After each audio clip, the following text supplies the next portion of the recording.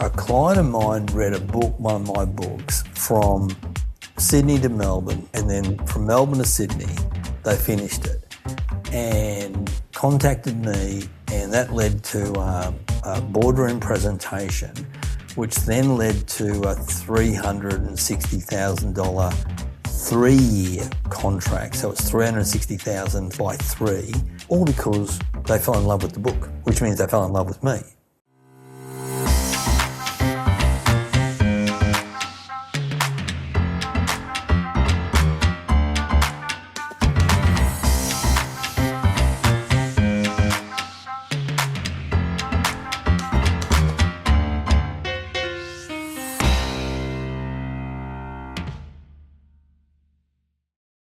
Hello there, ladies and gentlemen. Welcome to the Business of Being an Author podcast show. And how fabulous is it today to have the one, the only, Mr. Keith Abraham with us. Woohoo! Hello, Keith. Thanks, Andrew. Great to be with you, buddy. And everybody should know, Andrew and I are really good mates. So we've been on the circuit and done a few things together. So it's great to be with you, mate. And it's great to be talking about books. Books. See, I was going to throw in a line then to throw you and say, I've actually never met you before in my life. Sorry. I'm sorry I spoiled your entrance. But everything Keith has said there is true. He's a dear mate of mine, and it's a bit of a bromance here, folks. But Keith's reputation speaks for itself. For anyone who doesn't know Keith, he is easily one of the most extraordinary speakers in Australia. You've written 6 books, I think, Keith. Yeah, 6 books published. This is the latest one, which is Unstoppable Velocity, which I did write the foreword for it, but I'm very, very selective about books that I would write the foreword for. I wrote the foreword because it is an extraordinary book. And if you're all about, creating unstoppable velocity in your life, you got to get that. And I'll put a link in and all that kind of stuff. But your area, Keith, really your expertise is around the concept of goal setting. And that's what you're most known for. But one of the big reasons that I wanted to get you on the show today, and I'm so grateful for your time, is because you're extraordinarily good at talking the talk and walking the walk when it comes to building your speaker business. And you do that at a very high level around the world. You work with corporations, you sell programs, you are, in my view, in my eyes, and many other people's, really the master of this, as well as being, acknowledged. You're an award-winning speaker, best-selling author, the whole kind of package. Just all of that, and a fabulous human being. Today, though, we're talking about the role that books has played to help you achieve what it is that you do. And I'm going to say, first and foremost, what helps you to achieve what you do is your attitude and your philosophy. And you just do stuff. But you tell us about, why did you write the first book, and what kind of happened in your business kind of going back to that time, I guess a while ago now, right?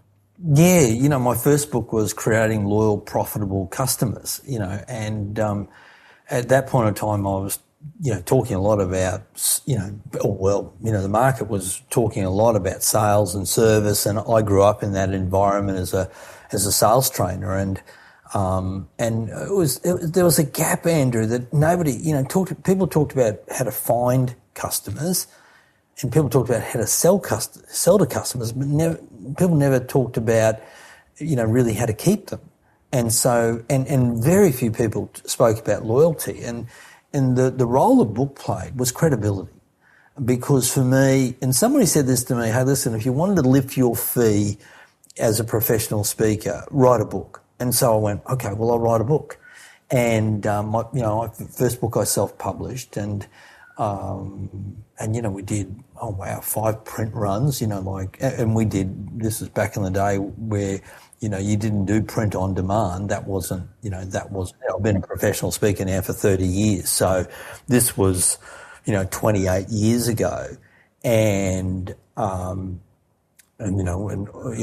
first print run was 6,000 books, so we printed 6,000 books, then we printed another 5,000 books, then we printed another, and it just kept on going. And And it was a wonderful positioning tool for me with clients. And it was, and you and I both say this, it's a great business card. It's the thing that you can send out to someone and has an impact when it arrives. Even this book now, Unstoppable Velocity is very much, that's been printed by Wiley. It's in all good bookstores. It's online. It's Kindle. But I purchased myself 2,000 of those books. 1,000 for some events that I was doing. For my launch, and another 1,000 to give away. And why? Because for me, this will position me as the go-to, continue to position me as the go-to person when it comes to how do you achieve your goals faster, easier, and sooner. And so, so that's the role the book has always played. Every book has played that role for me. And in actual fact, I have, I've now written and published, as you said, 6 books. In actual fact, it's 8. So I did a book just specifically for professional speakers, and I did a quote book, and those books were in essence just pitch. They were just positioning books. So I don't really count them in the mainstream books that people would buy. But we've all got a kind of few books like that we, don't quite fit in, but we should. We should mention them, I think, as well, because there's just as much work and just as much, goes into them. But I get where you're coming from. But the thing I want to pick up on there, Keith, that I absolutely love and adore is, again, yes, your latest book is with Wiley, but you bought 2,000 copies yourself, and your words were, one, that's for 1,000 of them for existing clients and programs and other uses. The other 1,000 are to give away. And that's that whole, the purpose there is all about they're my tools. That's what gives me the credibility, opens the doors, etc. And that's the mindset of a commercial author, particularly when you're in our space of speaking and selling programs. That's a big expense that buying 2,000 of your own books is a lot of dineros. Yeah. But that the return is there, right? Yeah. Well, I think, all I've got to do, Andrew, is, in essence, sell 3 keynotes. Yeah. And that's for the 2,000 of them. If we're talking the 1,000, it's one. And for me, it is a wonderful business brochure. It is a wonderful way to reconnect with clients, start a conversation. I can tell you, mate, my prelude into, hey, listen, the book's just arrived we've just loaded it into the warehouse, and that generated a keynote presentation that was 10K from not even having the book ready to go. And so that was with an existing client who went, hey, yeah, my people need to hear that. My people need to hear that message. And so that's the piece of, of putting it out there and just once again, positioning yourself. And, my philosophy, like your philosophy, is, be generous and don't, I saw some people, I'll do an event on Thursday with 40 people in the room who are my ideal clients. I'll give them all a book. I love that. Why? Because geez, what's 40 books? It's a $35 book. I've got to pick up half a job in the next 4 years, and it's paid for itself. So that's that you got to be generous of heart, and that just means you're backing yourself and you're just like playing the bigger game, and you're playing the longer game as an author too, Andrew. I think too many people play the short game, and of course it's, if you're just an author and you're not a speaker, then it's like, oh, I've got to sell every single book, But because I'm a speaker, I will always sell more books than any other bookstore, all the bookstores combined. Absolutely, bulk sales, right? That forms the majority of my book sales these days. But that point there, mate, that I love again that generosity of spirit. And that's a mindset piece when it comes to being successful as a commercial author. And, to say it's 40 people, I'm giving away $1,200 worth of books. That's limited thinking. When you finally get it and you go, hey, this is about getting my book in the hands of as many people as possible who will ultimately lead to opportunity, sales, whatever it might be. That's what you do. And that's what most authors wouldn't do, Keith. They would kind of go, well, geez, $1,200 loss. Yeah, crazy. But also the other thing there, Andrew, as well, is that a lot of professional speakers won't go and speak for free either. Oh, I know.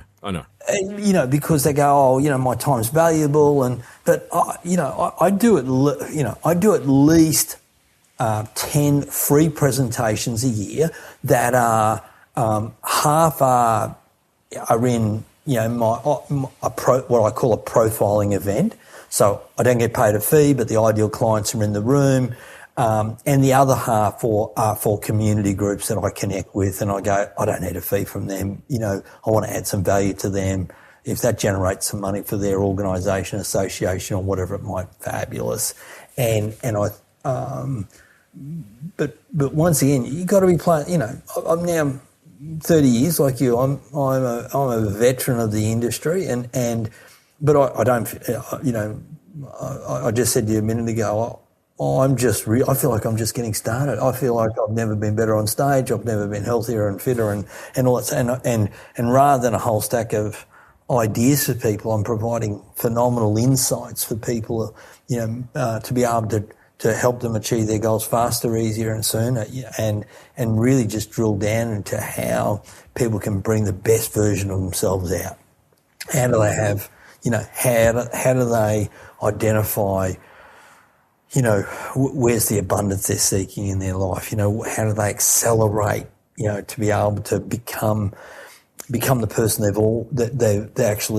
that people desire for them to be, and what do they need to do to align themselves mentally, physically, and emotionally to be able to achieve that? In other words, get out of their own way.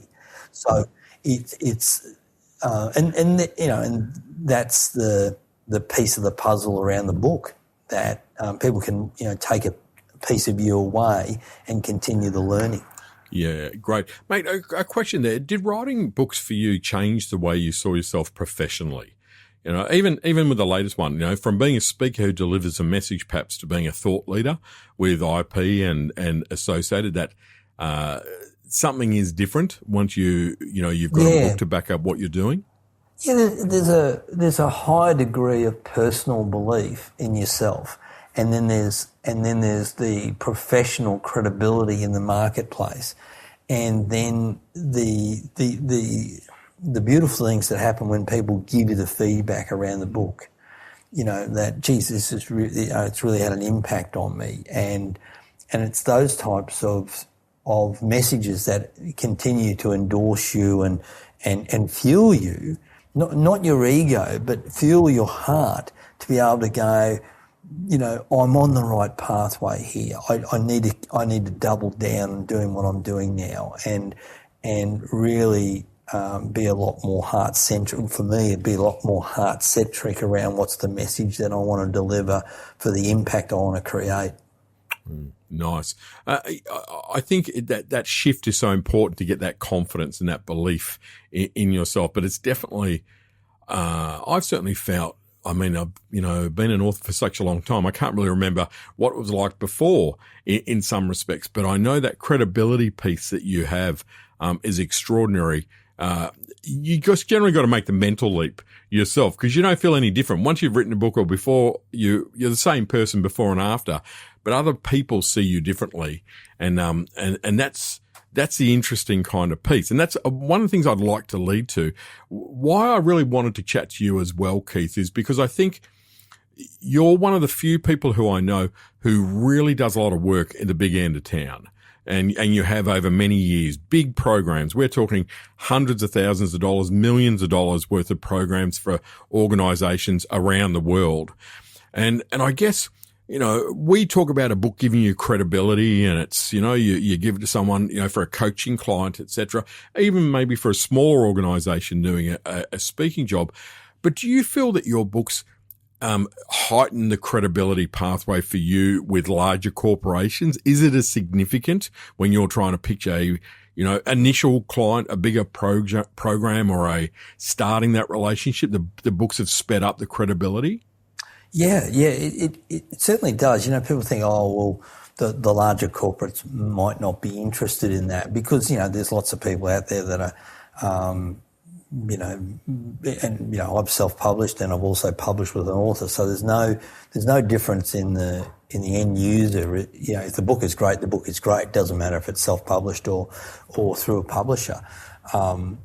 But I think the other piece there is it needs to be valuable, like anything, is it of value? And my thing always has been with clients is how do I add unprecedented value to them? Because if I can add unprecedented value to a client, they'll do two things for me. They'll return and they'll recommend. And if the client returns, I continue to have sustainability.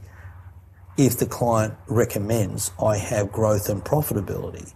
And so when people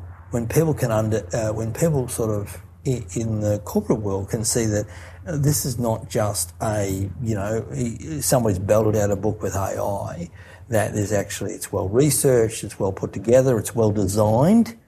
A number of my self-published books are completely designed cover to cover by a graphic designer. Why? Because it looks different and it becomes consumable. I can give you an example. Andrew, a client of mine read one of my books and my books are very consumable, from Sydney to Melbourne, and then from Melbourne to Sydney, they finished it and contacted me, and that led to a boardroom presentation, which then led to a $360,000 3-year contract. So it's $360,000 by 3, all because they fell in love with the book, which means they fell in love with me, which means they fell in love with the content. And then I became their go-to person. And so I'm a million miles ahead when it comes to books. And that's not a one-off example, but that was the big end of town, mate. That was a, $300, $400 million business.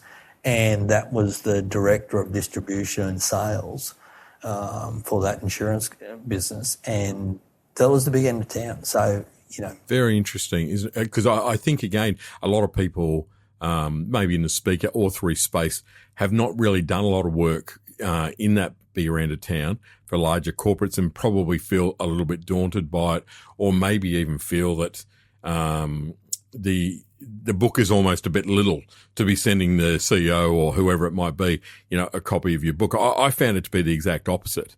I think it's the size of the organisation is almost regardless or irrelevant. There's a person. They're people. They're people, Andrew. They're going through the same challenges you and I are going through. They're going, they're thinking about, how do I get the best out of myself? How do I get the best out of my people? How do I lift my performance? How do I reinvent myself? They're going through all the same issues. In actual fact, at an accelerated rate, because they're under the pump, and all of a sudden a book turns up and they start reading it, and remember, somebody reads a book for a page, for a concept. Every time you read a book that is, I think of the books that I've bought 60 or 70 or 80 copies for clients for, not my book, but somebody else's copy, a $1 trillion coach, 10X is easy and 2X that I've sent to clients. And why? Because a page in that book or a couple of concepts in that book resonated with me with so much that I want to share that. If you asked me what all the 10 chapters were in those 2 books, I couldn't tell you. But I can tell you the key concepts that hit me in the head, hit me in the heart, and stimulated me so much that I want to share this message with as many people as possible and add value to them. And so understand this, the person you send the book for, and once again, you send it without any expectation. Oh, I'm sending it because then they'll book me for a conference, or I'll send it because they'll buy 1,000 copies for their people. No. I'm sending it with no expectation. They might read it as soon as they get it. They might read it a year later. They might read it 5 years later. They might not read it at all. They might give it to someone. They might give it to someone who reads it, and that changes, and a sales associate to become a sales manager, and that sales manager becomes a state manager, and that state manager becomes the director of sales, and the director of sales becomes the global commercial officer, which has happened. Yeah, and me too. Yeah, absolutely. And it's happened to me. Yeah. And I track back. I do opportunity mapping in reverse, and I go back to every significant opportunity that I've had in my life in the last 20 years. Big things and magnificent little things I can trace them all back to me giving someone a copy of one of my books. And if you knew the pathway, you'd go, oh my God, I can't even imagine how that had happened. But the sheer power that has, whether it's I've sent someone a book or I've physically handed them a book, but it's like you go, wow, that person then introduced me to that person. I sent a book, then that person, and all of a sudden you're going, wow, I'm working for the European Union, for example, because I gave that guy a book 5 years ago again. And your point there, my friend, about this, you do it with no expectation of return. That's a maturity piece that I think when you're starting out is a little bit hard for people to get their head around, because they're going, I'm sending out all these books, it's costing me all this money. And what I find is people stop because it's going, oh, it's cost me $50 to buy the book, send it out. This is $500 a week, rah, rah. To me, I'm smiling when I'm taking boxes of books to the post office, because I'm going, look at all these opportunities. Look at all these seeds that I'm sowing. I'm like the book farmer, because I know they're going to come back. And I love that you've got that same generosity of thinking, as well as that, this is a bit of, universal law stuff happening here. You send them out and 9 out of 10 of them will lead nowhere. That 1 out of 10, that's the problem. You don't know which one, right? But that 1 out of 10 is the one that's going to lead to that $300,000 project, that speaking job that you get called back for every year, that media opportunity. And that's a mindset piece I'm talking to the master of mindset here, but you've got to have the author mindset. And that's what that is. So, nice. Yeah, I think people just got to, you got to play the long game. Totally. You got to play a generous game. You got to play a long game, and the other thing as well is you have to have a number of different levers that you're pulling in your whole. And you taught me this, your product architecture. So I'm just going to be an author. Well, you got to be more than just an author, I think. Because everyone is wanting to be, the Atomic Habits guy, the Simon Sinek guy, and that might happen, but it's the piece there is that you've got to have some other levers that you're pulling, that the book either underpins is, in both your case and my case, the book is a spearhead, but it also then underpins credibility, and I think a lot of people just think of it as a standalone thing, and you can't. We're in such a market now that no one product is going to be the be all and end all, whether it's just speaking or authoring or coaching or for me, it's I have multi-dimensional opportunities from a keynote speaker to running a program to to being an author and online courses, workshops, and et cetera, everything. Yeah. Mm-hmm. Yeah, interesting. And you're right. I don't think that product architecture works with the one book. I mean, I know when I first started writing, you could make a pretty good, earn from book sales. but not enough to feed yourself. And it was, and you know, I'm talking, you know, you could get by like a journalist would get by, but now so many books, so many authors, you know, such, you know, diluted, you know, content, that idea is really, not realistic. And also, it's also just such a missed opportunity. I think when really the revenue, and, you know, there's nothing wrong with that. And that's the whole piece we're talking about here. The business of being an author is about making money. That's, you know, making money by utilizing your book. So, it's one of those kind of mindset pieces again to get into. And I think people are slowly starting to realize, Keith, that you're not going to sell 1 million books. You might do. I'd love it if you did, but odds on you're not going to sell a lot. But ideally, my philosophy is to turn every book into a $10,000 speaking job. That's what I'm trying to achieve. And, yeah. Hey, mate, I want to ask you another question. You've got your new book, Unstoppable Velocity. Fabulous book has come out.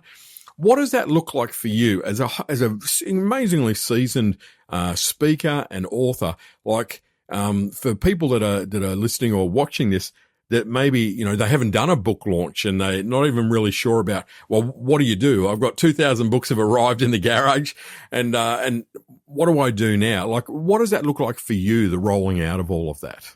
Yeah, I think what people do, mate, is they write a book and then hope. And hope's not a strategy. So as soon as the book was written for me, I started thinking about, okay, what do we do? You know, what podcast do I need to be on? What, you know, where, you know, who are the clients that I can run a pre-sales event for? I just did something, a client of mine, or an actual division of a client of mine that I knew pretty well, and said, hey, listen, got the new book coming out. It's not out yet, but would you like to, why don't I do a webinar for you? And all I ask for is, can your people, you know, can we get them to do a pre-sale? You know, so, you know, boost the credibility of the book before it actually happens. And I did 2 events like that where we just boosted the credibility so that, you know, on Amazon, and, you know, and then I said, hey, listen, it's going to be a month before you get the book, but, you know, you're going to love it. And by the way, if you buy the book in the next 72 hours, I'm going to invite you to a Q&A session with me. And I just did one on Saturday for that client. I expected to sell 100 books. There was 300 people on the webinar. We sold 210 books or something. And of course, you know, what drove that then was it was on Amazon, you know, Amazon, it got this spike. Then, of course, all the bricks and mortar stores then went, oh, wow, it's gone really well as pre-sales. We won't buy 2 or 3. We'll buy 20 or 30, and we'll buy a box. And so that was one strategy. The other strategy is I lined up events.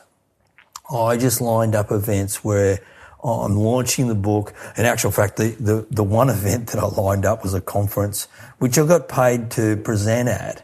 But the conference was called Unstoppable. I said, I'm going to launch my book at your event. And they said, really? Yeah. And so, you know, once again, you know, all of a sudden, you know, we started chomping through and churning through, the product, you know, the book sales, as soon as the book arrived.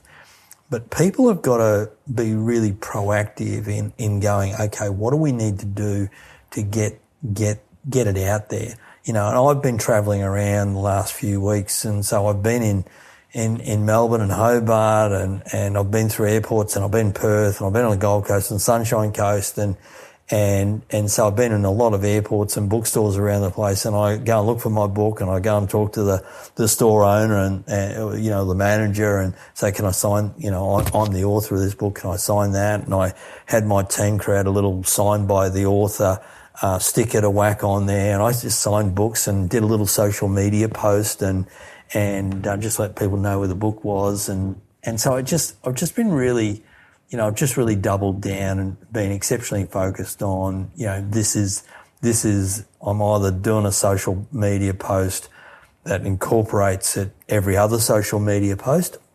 And so And so that's been really good, and being on lots of stages in the last couple of months, with the intention. I shifted my keynote to unstoppable velocity, so I've sort of repositioned some of my content, which is content out of the book, which is well researched and nice and fresh, and hence it's freshened me up as well.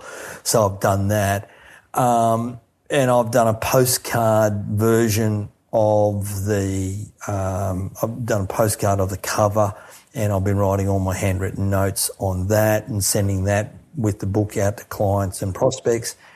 And then the final other thing is I'm just in the process of creating, because the book has got a lot of different activities in. I'm in the process of creating a playbook to go with that book, as well as we're just getting a nice couple of bookmarks made for the book. So we'll package that up. And, if you go through Alibaba or even Temu or something like that, but Alibaba a little bit more for customized, I could package this up with a backpack and a water bottle. And I'm not doing that, by the way, but I'm packaging it up with a metal bookmark, so that it's just, once again, if I do something like that at a conference, I can still hold the price of it at $35, and I can just do the added value of an online playbook or the bookmark or something like that. So rather than and normally what I do is I discount the book, and I'm just holding the price because I want to hold it for the retailers as well. I want to hold it for the, for me to maximise the profitability of it. I think the thing there too, Keith, is really, the launch is that line in the sand period. Before then, the book wasn't alive. I know it's an obvious thing to say, but it's once the actual official launch has happened, and then it's about you got to kind of live, eat, breathe, sleep the new book. And it's just got to be, built into everything that you do. And that's part media, that's part retail, that's part, Well, that's clients. Every proposal that I send out. Everything. Every proposal I send out is, I find out how many people are going to the conference, and I go, okay, there's 200 people here. Great. Here's my fee to speak. And by the way, I'm happy to customize or personalize a book for every person. And what does that mean? It means I sign 200 books. And because, for a lot of conferences, they could be looking for a gift, or they're looking to give, they give their people a swag bag. So, wouldn't it be good to put the book in there? And once again, you go, well, you got 200 people there. That's, $7,000 extra, and it's not coming out of the conference budget. It's probably it could be coming out of HR, it could be coming out of people and culture, it could be coming out of L&D, it could be coming out of a marketing budget if it's a third party intermediary that they're trying to do more business with. So, just you're right. You gotta think of it. You gotta eat, sleep and breathe it. But you've got to think about, what do I do before, what do I do during, and what do I do after? What do I do, during those 90 days of me having the book and just getting really enthused about it? And then what do we do? After that initial enthusiasm has died off, and you've moved on to doing something else. What do I do to keep that alive? That's a fundamental piece that I think is really hard, Keith. I think that you're right, that 90-day kind of post-publish period is when your media is probably going to happen. It's when the exciting stuff is going to happen. It's when, there'll be most conversation, et cetera, et cetera. And it's such an important time period. But I think learning how to go, right, well, I've got to leverage this book now every single day, every single week, every single month kind of thing, for the next 4 or 5 years. I think that's a mindset that's hard for authors to really get into, because they reach a point and then they go, well, what do I do now? The reality is you keep doing what you've done, but you make that a habit rather than you make it a promotion. And you freshen it up. Yeah, exactly. After the first 90 days, the next 90 days, you just freshen it up. It's a different offer. It's the playbook with the book now. It's the It's something else that you do. I think the other thing, mate, and we haven't talked about this, is that we've talked about writing the book, but the real key here for lots of people, and I see this in the speaking industry, I see this in the publishing industry, is you get a whole stack of people that tell you they're going to help you publish a book. And how many books have they published? None. They've just got a concept, and they go, I'm going to help you, write your first book. And at the end of the day, and this is something that, me working with you has been amazing, is because I go to someone who's, 16 books you've written, you've been down every dry gully known to mankind when it comes to book publishing, and you've gotten out the other side of it, and you've still got 2 arms, 2 legs, no bullet holes. And so this is someone you want to learn from. You don't want to learn from someone, well, how many books have you written? I've written one, and then I've written a book on how to write a book. And how many of those have you sold? And you sort of go, and people get sucked into the vortex because you know what? There are clever marketers, there are clever people, there are slick and smick websites, but they're Hollywood. They're all storefront and nothing behind them.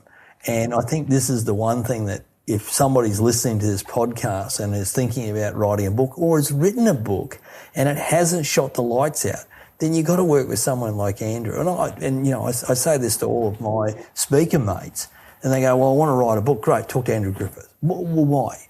And this is unpaid advertisement, by the way. But here's the reason why. You're an accelerator. Most other coaches are detractors. Why? Because they're learning at your expense, where you're teaching people and people are investing in themselves and you're accelerating the process. See, here's what I do know, especially, with a book called Unstoppable Velocity, is what's velocity? It's speed, direction, and focus. And what a great coach, book author coach you are, you give people those 3 things. You give them the focus to stay focused on this. You might want to go off bright, shiny object syndrome, but stay focused on this. What do you want this book to achieve? Is it a positioning book? Is it a profiling book? Is it a product generator? Is it a profit generator? You get people to identify the direction, and then you accelerate, and that's speed.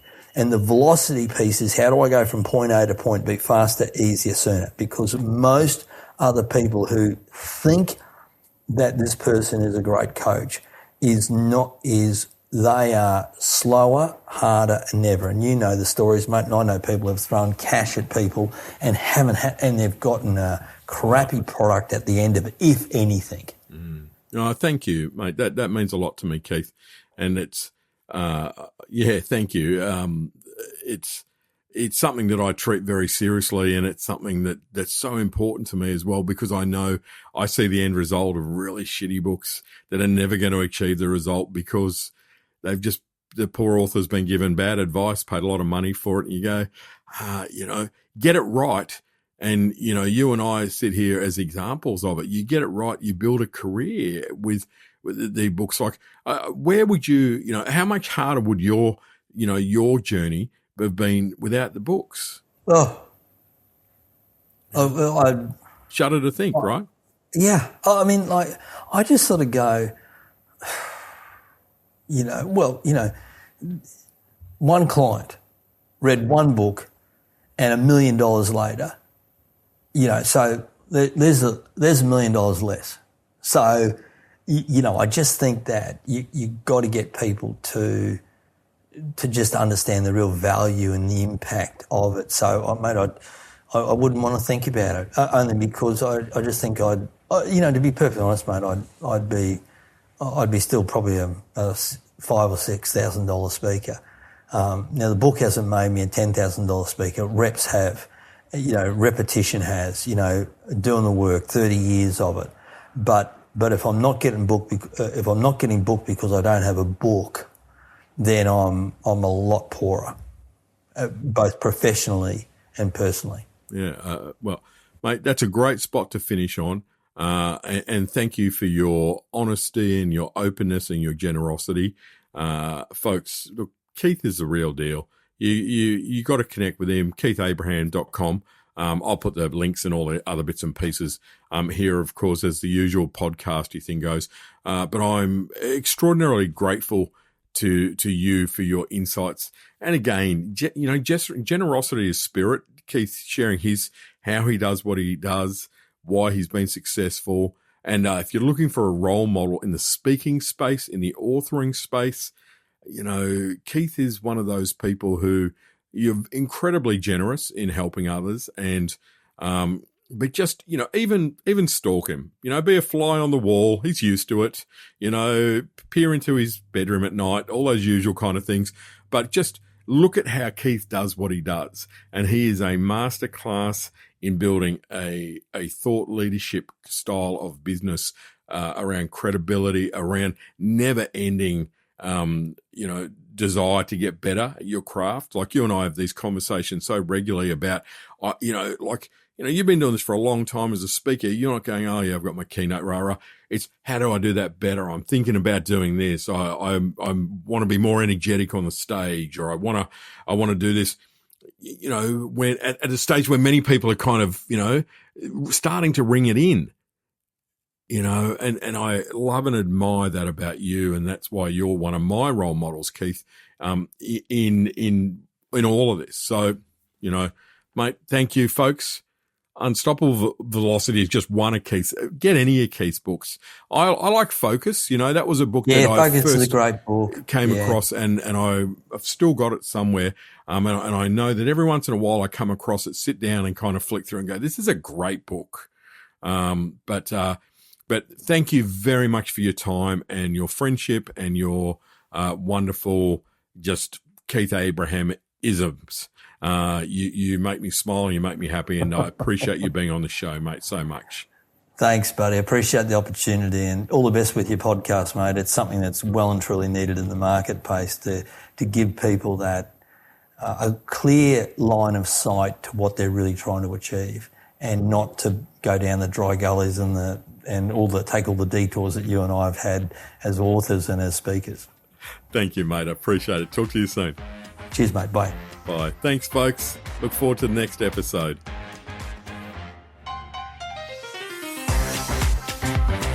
Thank you very much for sticking around, and I hope you got great value out of this episode of the Business of Being an Author podcast.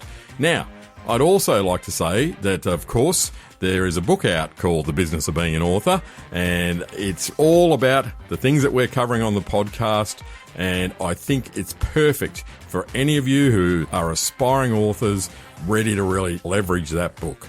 If you'd like to know more about that, you can visit www.andrewgriffiths.com or www.theauthoracademy.com.au. We'll put contact details in the show notes, and I really look forward to your company on the next episode. If you've got an idea for an author that you'd like me to interview, reach out, drop us a line. Righto, folks. Thank you.